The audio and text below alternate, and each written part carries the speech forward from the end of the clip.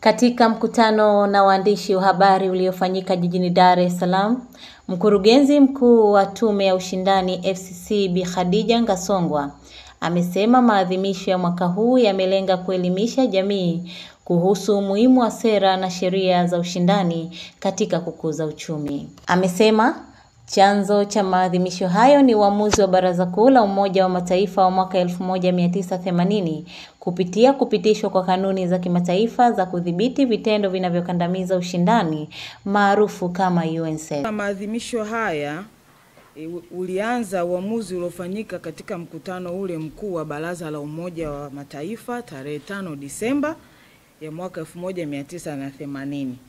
Katika kikao hicho, Baraza Kuu la Umoja wa Mataifa lilipitisha kanuni mbalimbali za kudhibiti vitendo vinavyohafifisha ushindani katika biashara, yaani Multilateral Agreed Equitable Principles and Rules for the Control of Restrictive Business Practices, ambazo kwa kifupi zinafahamika kama the UNCED.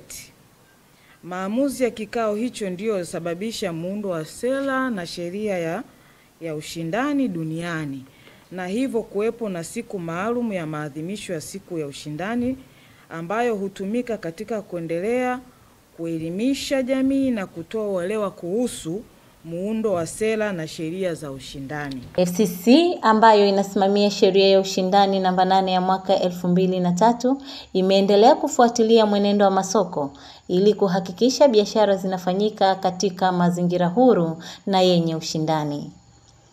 Aidha, amezungumzia kauli mbiu ya maadhimisho ya mwaka huu.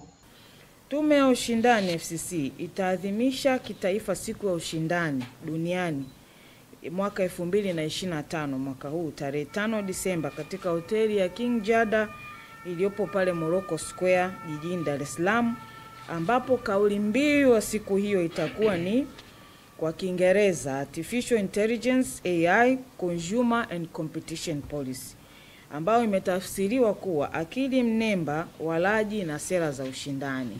Katika kuelekea kilele cha wiki ya ushindani, FCC imeratibu shughuli mbalimbali kuanzia Disemba 1 hadi Disemba 5. Hapa anazungumza Bi Ngasongwa. Maadhimisho ya siku ya ushindani duniani hapa nchini yatakuwa na shughuli mbalimbali ambazo yataanzia leo tarehe 1 hadi kufikia hiyo tarehe 5 Disemba 2025. Miongoni mwa shughuli hizo katika wiki hii ya maadhimisho ni pamoja kutoa elimu na kuifahamisha umma kuhusu maadhimisho kupitia vyombo vya habari. Lakini pili, kuendeleza semina ya mamlaka udhibiti regulators, yani na maana kwamba regulatory body zote zitawezwa kukutana na kuweza kupata elimu ya masuala ya ushindani.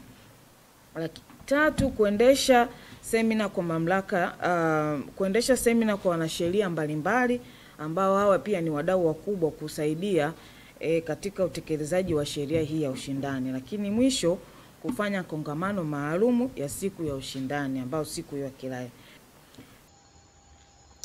Mkurugenzi mkuu amesema ongezeko la matumizi ya AI linatoa fursa nyingi katika biashara, lakini pia lina changamoto zake.